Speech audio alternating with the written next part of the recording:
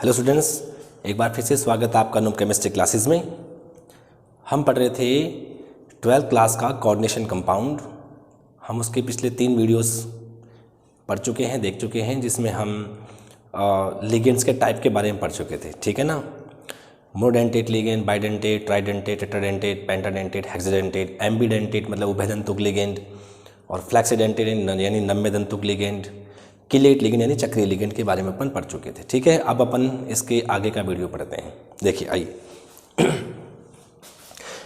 Last वाले video के अंदर में हमने बात की थी कोई समन्वय संख्या होती है कोऑर्डिनेशन नंबर, तो उसको अपन आज यहाँ पर क्लियर करते हैं कि कोऑर्डिनेशन नंबर क्या होता है। ठीक है, आइए देखिए, मैं आपको यहाँ पे कॉम्प्लेक्सेस दे रहा हूँ K4FeCN होल 6। ठीक है, एक मैंने आपको कंपाउंड दिया CuNH3 का होल 4 SO4। ठीक है, एक मैं आपको मॉलिक्यूल देता हूँ COOX का होल साइज 3-, एक मैंने दिया COEDTA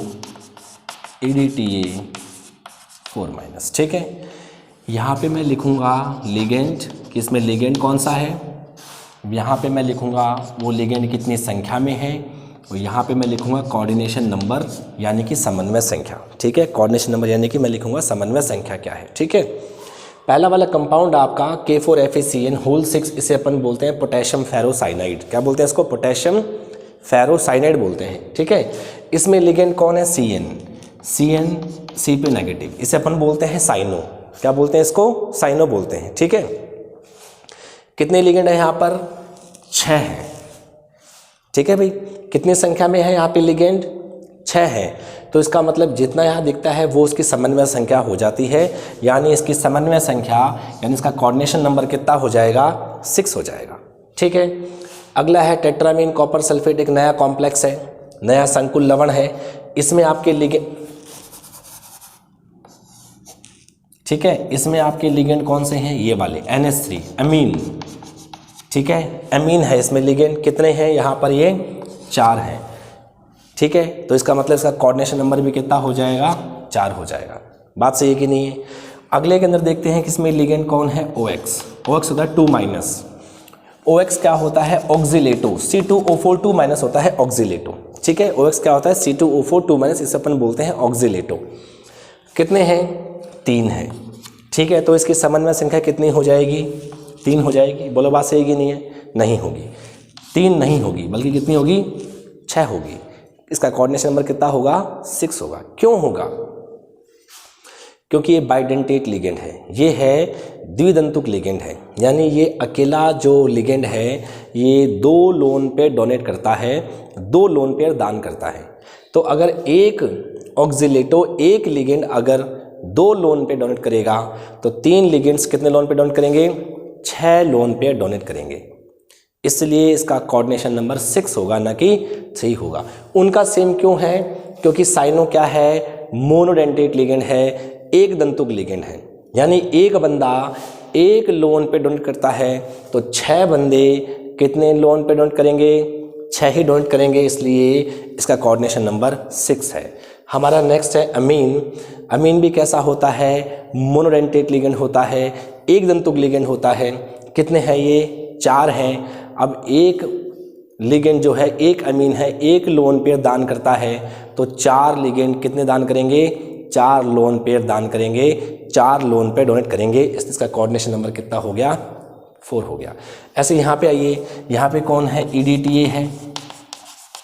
यहाँ पे कौन है आपका? EDTA है, 4- है। यहाँ पे सिर्फ एक ही लिगेंड दिख रहा है, EDTA का एक ही है आपका मॉलिक्यूल, लेकिन ये अकेला कितने लोन पेयर डोनेट करता है? 6 लोन पेयर, इसलिए इसका कोऑर्डिनेशन नंबर कितना आएगा? 6 आएगा। इसका मतलब कोऑर्डिनेशन नंबर अब हम यहाँ पर समझ पाए हैं किसे कहते हैं समन्वय संख्या। जितनी संख्याओं में लिगेंड से घिरा हुआ होता है वो नहीं होता। कोई जो CMI है, जितने लिगेंड से घिरा हुआ होता है वह उसकी समन्वय संख्या नहीं होती, वह उसका कोऑर्डिनेशन नंबर नहीं होता, बल्कि CMI लिगेंड से जितने लोन पेयर ग्रहण करके कोऑर्डिनेट बॉन्ड बनाता है, जितने उप सहसंयोजक बंध बनाता है, उससे अपन क्या बोलते हैं? उप सहसंयोजन संख्या या समन्वय संख्या या कोऑर्डिनेशन नंबर बोलते हैं। आगे बात समझ में, the total number of lone pair accepted by the central metal ion from ligand and form coordinate bond known as coordination number. यानी CMI लिगेंड से जितने लोन पेयर ग्रहण करके जितने उप सहसंयोजक बंध बनाता है वो होती है उसकी समन्वय संख्या। तो आप तो ये देख लीजिए कि जो लिगेंड है वो लिगेंड का टाइप कौन सा है। अगर वो मोनोडेंटेट है तो जितनी संख्या होगी उतना ही उसका कोऑर्डिनेशन नंबर हो जाएगा। अगर बाइडेंटेट लिगेंड है तो जितनी संख्या में जुड़े हैं उसका डबल कर देना आप। ठीक है, तो बिल्कुल सिंपल है। मेरे ख्याल से आपको कोऑर्डिनेशन नंबर समझ में आ गया होगा। ठीक है, तो कोऑर्डिनेशन नंबर के बाद में आता है अपना ऑक्सीडेशन नंबर। ठीक है, ऑक्सीकरण अंक ज्ञात करना। देखिए ऑक्सीडेशन नंबर अपन 11th में पढ़ चुके हैं। 11th में आपका चैप्टर था एक रिडॉक्स। रिडॉक्स में अपन ने डिटेल से पढ़ा है कि किसी भी मॉलिक्यूल में, किसी भी अणु में, किसी एटम का क्या होता है ऑक्सीडेशन नंबर, कैसे फाइंड किया जाता है। थोड़ी सी अपन यहाँ बात कर लेते हैं। ठीक है, आइए देखिए।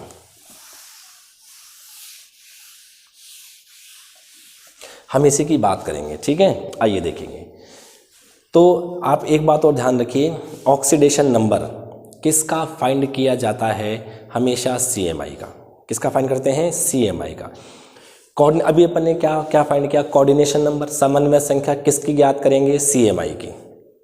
हम क्या पढ़ रहे हैं अब, ऑक्सीडेशन नंबर, ऑक्सीकरण संख्या किसकी ज्ञात की जाएगी, CMI की। हम उसका अगला टॉपिक पढ़ेंगे इफेक्टिव एटॉमिक नंबर, प्रभावी परमाणु संख्या किसकी होगी, CMI की होगी। हम आगे संकरण पढ़ेंगे, हाइब्रिडाइजेशन पढ़ेंगे, किसका फाइंड किया जाएगा, CMI का। तो मतलब कुल मिला के जो इंपॉर्टेंट बात है वो कौन है, CMI। तो इस वाले पहले वाले कॉम्प्लेक्स में हमें किसका फाइंड करना है, ऑक्सीडेशन नंबर।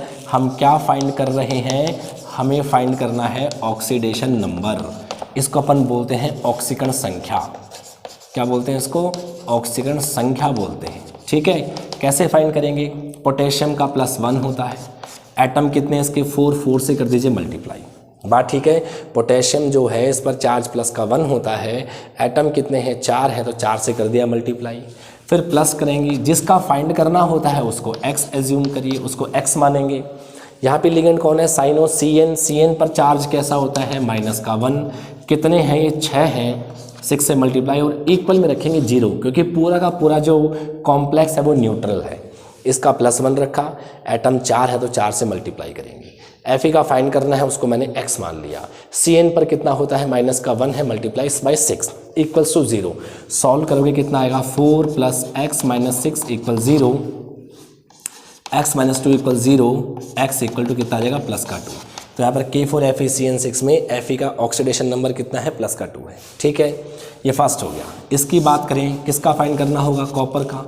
कॉपर को अपन x मानेंगे, प्लस एमीन क्या होता है, न्यूट्रल लिगेंड होता है, उदासीन लिगेंड होता है। उदासीन लिगेंड का ऑक्सीडेशन नंबर 0 होता है। कितने मॉलिक्यूल्स हैं, 4, तो 4 से कर दीजिए मल्टीप्लाई। प्लस ये होता है सल्फेट, सल्फेट पर चार्ज होता है -2। ठीक है ना, इक्वल्स में रखेंगे 0, तो कितना आएगा, x - 2 = 0, x = कितना आ जाएगा, +2।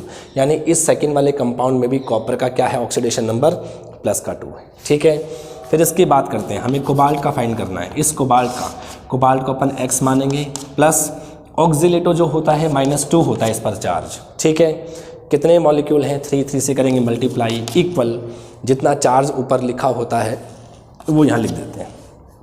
ठीक है, क्या आएगा, x - 6 = -3, x -3 + 6, वहाँ पे क्या करेंगे, उसको ट्रांसफ़र करेंगे, पक्षांतरण करेंगे, तो x = +3 आ जाएगा।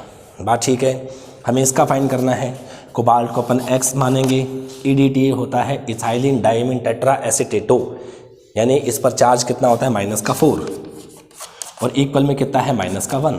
ठीक है, x - 4 = -1, x = -1 + 4 इक्वल्स टू कितना आ जाएगा, +3 आ जाएगा। बात ठीक है कि नहीं है। तो ऐसे अपन ऑक्सीडेशन नंबर फाइंड कर लेते हैं, कोई दिक्कत बोलो। ये अपन 11th में फाइंड कर चुके हैं। अब कुल मिला के कहानी क्या है, देखो अब ध्यान से बात, यानी हमें ऑक्सीडेशन नंबर फाइंड करने हैं।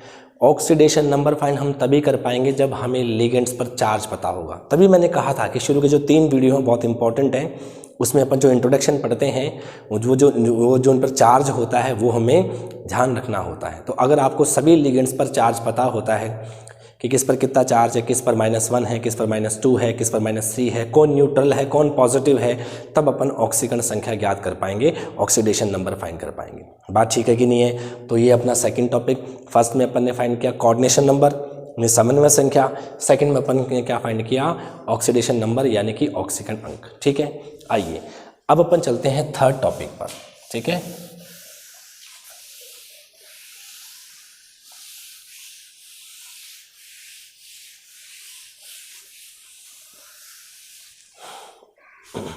आइए नेक्स्ट टॉपिक अपना इफेक्टिव एटॉमिक नंबर।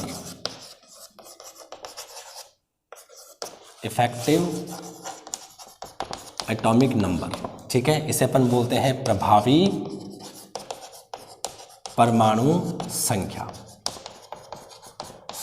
क्या बोलते हैं इसको? प्रभावी परमाणु संख्या बोलते हैं, इफेक्टिव एटॉमिक नंबर। ठीक है, क्या बोलते हैं इसको? प्रभावी परमाणु संख्या। इसका एक फॉर्मूला होता है, effective atomic number equals to होता है Z माइनस ऑक्सीडेशन नंबर, ठीक है, प्लस 2 इंटू कोऑर्डिनेशन नंबर। ठीक है, Z क्या होता है? परमाणु क्रमांक होता है। ये क्या होता है? परमाणु क्रमांक होता है। ऑक्सीडेशन नंबर ऑक्सीकरण अंक होता है, और कोऑर्डिनेशन नंबर क्या होता है? आपका समन्वय संख्या होती है। ठीक है, जो कि अपन ने इसी वीडियो में थोड़ी देर पहले अपन ने पढ़ा है कि समन्वय संख्या क्या चीज़ होती है। ठीक है, इफेक्टिव एटॉमिक नंबर क्या चीज़ होती है मैं आपको बताऊंगा। ठीक है, क्या होता है इफेक्टिव एटॉमिक नंबर? पहले अपन फाइंड कर लेते हैं। सबसे पहले वही मॉलिक्यूल जो सबसे पहले अपन ने स्टार्ट किया था, ये है K4FeCN का होल 6। K4FeCN का होल 6 है। आइए देखेंगे, इसमें बात करते हैं अपन। हमें इफेक्टिव एटॉमिक नंबर किसका फाइंड करना होता है? Fe का। हमेशा CMI का फाइंड करते हैं। ठीक है, आइए देखेंगे। तो आइए अपन इसके इफेक्टिव एटॉमिक नंबर की बात करते हैं।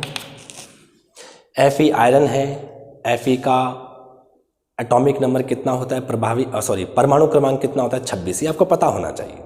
ये अपन ने 11th में पढ़ लिया है। 11th में आप लोगों ने पीरियोडिसिटी चैप्टर था, पीरियोडिक टेबल आवर्त सारणी वाला, उसमें सारे एलिमेंट्स आप लोगों ने लर्न कर रखे हैं कि किसका परमाणु क्रमांक क्या होता है ना। आपको सिंबल याद होना चाहिए, आपको एटॉमिक उसका नंबर पता होना चाहिए। तो इसका 26 होता है, यानी 26 माइनस ऑक्सीडेशन नंबर। अभी अपन ने फाइंड किया था कि इस Fe का ऑक्सीडेशन नंबर प्लस का 2 आया था। कितना आया था? +2 लिख दिया, plus 2 into coordination number. CN कैसा लिगेंड है? मोनोडेंटेट लिगेंड है। कैसा है? मोनोडेंटेट लिगेंड है, एक दंतुक लिगेंड है। ये एक लोन पेयर दान करता है एक बंदा। तो 6 बंदे कितने लोन पेयर दान करेंगे? 6। तो कोऑर्डिनेशन नंबर कितना हो जाएगा इसका? 6। कितना आ गया ये? 24 + 12 कितना आ जाएगा? 36। तो ये Fe का क्या निकल के आ गया? इफेक्टिव एटॉमिक नंबर निकल के आ गया। सिंपल है, फॉर्मूला है। कोई भी आपको मॉलिक्यूल देंगे, फॉर्मूले के अकॉर्डिंग वैल्यूज को पुट करते जाइए, आपका आंसर आ जाएगा। आइए अपन एक और करते हैं। ठीक है, हमारा नेक्स्ट मॉलिक्यूल है CuNH3 4SO4। ठीक है, इसका इफेक्टिव एटॉमिक नंबर फाइंड करेंगे। हमारा का जो सेंट्रल एटम है CMI वो कॉपर है, कॉपर का फाइंड करना होगा हमें। आइए, कॉपर का एटॉमिक नंबर कितना होता है? 29, पता होना चाहिए। माइनस अभी अपन ने कॉपर का क्या फाइंड किया है? ऑक्सीडेशन नंबर कितना होता है इसका? Oxidation number +2। 2 को माइनस करेंगे फॉर्मूले के अकॉर्डिंग, +2 इंटू कोऑर्डिनेशन नंबर। ये एमीन है। एमीन भी कैसा होता है? एक दंतुक लिगेंड होता है। कैसा होता है? मोनोडेंटेट लिगेंड होता है। एक बंदा एक लोन पे डोनेट करेगा तो 4 बंदे 4 लोन पे डोनेट करेंगे। कोऑर्डिनेशन नंबर इसका हो गया 4। कितना आ जाएगा? 27 + 8 कितना आ जाएगा? 35। बात सही है। एक लास्ट एग्जांपल और पढ़ेंगे अपन पढ़ेंगे K2HgI4। ठीक है ना, पोटेशियम टेट्रा आयोडो मर्क्यूरेट सेकेंड। हम इसका इफेक्टिव एटॉमिक नंबर फाइंड करेंगे। किसका फाइंड करेंगे हम? Hg का। किसका फाइंड करेंगे? Hg का। आइए, इफेक्टिव एटॉमिक नंबर Hg का फाइंड करना है। Hg का एटॉमिक नंबर होता है 80। कितना होता है? 80 होता है। माइनस इसका आप ऑक्सीडेशन नंबर फाइंड करेंगे, प्लस का 2 आएगा। कैसे फाइंड करेंगे? इसका +1 होता है, 2 से मल्टीप्लाई करो, प्लस का 2। इसका -1 होता है, 4 से मल्टीप्लाई करो, माइनस का 4। ये +2, ये -4। सॉल्व करोगे -2 इक्वल के वहाँ जाएगा तो क्या हो जाएगा? प्लस का 2 हो जाएगा। आइए 2 कर देंगे माइनस, प्लस 2 इंटू अच्छा, ये जो आयोडो होता है ये भी कैसा होता है, एक दंतुक लिगेंड होता है। एक बंदा एक लोन पेयर, 4 बंदे 4 लोन पेयर दान करेंगे, कोऑर्डिनेशन नंबर इसका 4 हो जाएगा। क्लियर है? तो क्या आ जाएगा 78 + 8 = 86। ये इसका इफेक्टिव एटॉमिक नंबर हो गया। अब देखिए क्या होता है effective atomic number. Atomic number क्या होता है, किसी भी एटम में प्रोटॉन की संख्या, किसी भी एटम में कितने प्रोटॉन्स होते हैं वो उसका एटॉमिक नंबर होता है। ठीक है, किसी भी परमाणु में क्या होते हैं, प्रोटॉन की संख्या क्या होती है, उसका परमाणु क्रमांक होता है। अच्छा, हमें पता है कि एटम होता है न्यूट्रल, एटम होता है उदासीन, जितने उसमें प्रोटॉन होते हैं उतने ही उसमें इलेक्ट्रॉन भी होते हैं। बात ठीक है कि नहीं है? जितने प्रोटॉन होंगे उतने ही उसमें क्या होंगे, इलेक्ट्रॉन होंगे। तो सिंपल सी बात है, मैं Fe की बात कर रहा हूँ तो Fe का एटॉमिक नंबर 26 है, इसका मतलब इसमें प्रोटॉन भी 26 है, इसमें इलेक्ट्रॉन भी 26 है। बात ठीक है? तो इसमें Fe के अंदर में 26 इलेक्ट्रॉन है। लेकिन जब ये Fe अपना कॉम्प्लेक्स बनाता है, Fe अपना संकुल बनाता है, तो उसमें क्या होता है कि इसमें टोटल कितने इलेक्ट्रॉन आ गए इसके पास में। सबसे पहले से 2 इलेक्ट्रॉन निकाले तो 24 रह गई, लेकिन 12 इलेक्ट्रॉन इसने ले भी लिए हैं। वो कहाँ लिए हैं, इनके वैकेंट डी ऑर्बिटल्स होते हैं, खाली डी कक्षक होते हैं, उनमें इलेक्ट्रॉन ले लेते हैं। तो इस पूरे कॉम्प्लेक्स में Fe के पास कितने इलेक्ट्रॉन हो गए, 36। ये होता है इसका इफेक्टिव एटॉमिक नंबर, प्रभावी परमाणु क्रमांक हो गया। 26 होते हैं टोटल नंबर ऑफ इलेक्ट्रॉन्स जब वो सिंगल अकेला होता है, 26 इलेक्ट्रॉन होते हैं। लेकिन जब वो कॉम्प्लेक्स बनाता है तो वो 2 को निकालने के बाद 24 फिर 12 और ले लेता है तो 36 हो जाता है। ये होता है किसी भी कॉम्प्लेक्स के अंदर में CMI का इफेक्टिव एटॉमिक नंबर, प्रभावी परमाणु क्रमांक। बात सही है ना? अब एक और बात, खास बात ये है कि आपको जो कॉम्प्लेक्स दिया जाता है उस कॉम्प्लेक्स में जिस CMI का आपको इफेक्टिव एटॉमिक नंबर फाइंड करना होता है, EAN ज्ञात करना होता है, तो आप देख लीजिए कि वो जो CMI है जिस पीरियड का होता है, जिस आवर्त का होता है, उस पीरियड का लास्ट एलिमेंट आखिरी कौन सा होता है, अक्रिय गैस, इनर्ट गैस होता है। उस इनर्ट गैस का एटॉमिक नंबर ही शो करेगा। जैसे ये Fe है, Fe 26 परमाणु क्रमांक है, ये Fe होता है चौथे आवर्त में, ये 4th पीरियड में होता है। तो 4th पीरियड का जो लास्ट एलिमेंट होता है वो होता है क्रिप्टॉन, उसका एटॉमिक नंबर होता है 36। कितना होता है, 36। तो आप देखेंगे, देखो इसने क्या दिखाया है, 36 दिखाया है। आगे बात समझ में, किसी भी कॉम्प्लेक्स का CMI जिस पीरियड में होता है मैक्सिमम क्या शो कर सकता है, वो उसी पीरियड का लास्ट वाला एलिमेंट। क्योंकि 4th पीरियड में इसका मतलब इसमें 4 शेल होंगे, शेल कंप्लीटली फिल हो गए उसके। वो बात सही कि नहीं है? आगे देखो, मैं इसकी बात करता हूँ मरकरी वाला Hg की। ये Hg जो होता है ये 6th पीरियड में होता है, और 6th पीरियड का जो लास्ट एलिमेंट होता है वो होता है रेडॉन, और इसका एटॉमिक नंबर होता है 86। आप देखें इसने 86 शो किया है। ये एक लिमिट है, मैक्सिमम लिमिट है, ठीक है ना? तो जिस पीरियड का एलिमेंट होता है उसी का लास्ट जो इनर्ट गैस होता है उसका इफेक्टिव एटॉमिक नंबर शो करेगा, उसी का प्रभावी परमाणु क्रमांक वो प्रदर्शित करता है। बात सही कि नहीं है? अब इस पे आ जाओ, इसका 35 है, जबकि कॉपर भी कौन सा है, 4th पीरियड का एलिमेंट है, 36 शो करना चाहिए। देखो ये वो मैक्सिमम लिमिट है, 36 शो कर सकता है, 36 से ऊपर 37 शो नहीं करे, कम भले ही कर सकता है। 35 आ सकता है, इसकी जगह 34 आ सकता है, इसकी जगह 33 आ सकता है, लेकिन 36 से ऊपर नहीं जाएगा, एक्सीड नहीं कर सकता वो। जैसे ये Hg है, मरकरी है, ठीक है ना, ये 6th पीरियड में एलिमेंट है तो इसका मैक्सिमम 86 ही होगा। ये 87 शो नहीं कर सकता, 88 शो नहीं कर सकता, 86 से कम हो सकता है, 85 हो सकता है, 84 हो सकता है। आगे बात समझ में, तो effective atomic number, oxidation number और कोऑर्डिनेशन नंबर, ये 3 बातें आपको समझ में आ गई होंगी, ठीक है ना भाई। और एक छोटी सी लास्ट बात, ठीक है, इसके अलावा 2 छोटी बात और होती हैं। एक होता है होमोलैप्टिक, एक होता है होमोलैप्टिक कॉम्प्लेक्स, ठीक है। होमोलैप्टिक को होमोलैप्टिक ही बोलते हैं, होमोलैप्टिक को अपन क्या बोलते हैं, होमोलैप्टिक ही बोलते हैं, होमोलैप्टिक कॉम्प्लेक्स। ये होमोलैप्टिक कॉम्प्लेक्स क्या होता है, ये आप बड़ा ब्रैकेट देख लीजिए। इस बड़े ब्रैकेट में आपको सिर्फ 2 चीज़ दिखाई देंगी, एक CMI दिखाई देगा और एक आपको लिगेंड दिखाई देगा। तो आप देखेंगे सारे के सारे लिगेंड एक जैसे हैं, यानी अगर किसी कॉम्प्लेक्स में CMI सिर्फ एक ही टाइप के लिगेंड से बाउंडेड होता है, अगर किसी संकुल के अंदर में, किसी कॉम्प्लेक्स के अंदर में CMI same type of ligand से ही बॉन्डेड होता है, उसे अपन बोलते हैं होमोलैप्टिक कॉम्प्लेक्स। ये कैसा है? Homoleptic complex. ये कैसा है? Homoleptic complex. ये भी कैसा है? Homoleptic complex. आगे बात समझ में। लेकिन अगर मान लीजिए कि मैंने आपको ये दे दिया PTNS3 होल ट्वाइस Cl2, तो आप देखेंगे इस बार आपके पास एक अमीन लिगेंड और एक क्लोरो लिगेंड है, यानी आपके पास एक से ज़्यादा टाइप के लिगेंड आ गए। तो जो ये वाला कॉम्प्लेक्स बनेगा इसे अपन बोलेंगे हेट्रोलैप्टिक कॉम्प्लेक्स। हेट्रोलैप्टिक को अपन हिंदी में हेट्रोलैप्टिक ही बोलेंगे। आगे बात समझ में। तो अगर किसी कॉम्प्लेक्स में CMI एक ही तरह के लिगेंड से अटैच है, एक ही तरह के लिगेंड से बॉन्डेड है, तो उसे अपन बोलेंगे होमोलैप्टिक कॉम्प्लेक्स। और अगर एक से ज़्यादा टाइप के लिगेंड से अटैच है तो उसे अपन बोलेंगे हेट्रोलैप्टिक कॉम्प्लेक्स। बात ठीक है। तो आज के हमने इस वीडियो के अंदर में पढ़ा है कौन सा?